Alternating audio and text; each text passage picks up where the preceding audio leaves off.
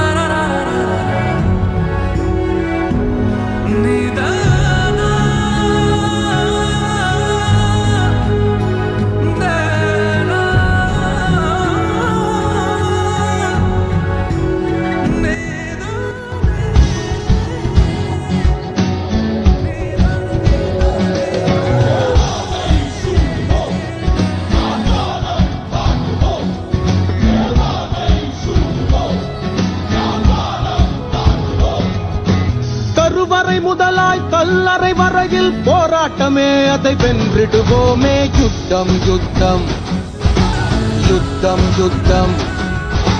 சூரிய கரங்கள் மறைத்தால் என்ன, விண்மீன் முயன்றே மீண்டும் எழுமே. யுத்தம் யுத்தம் யுத்தம் யுத்தம்.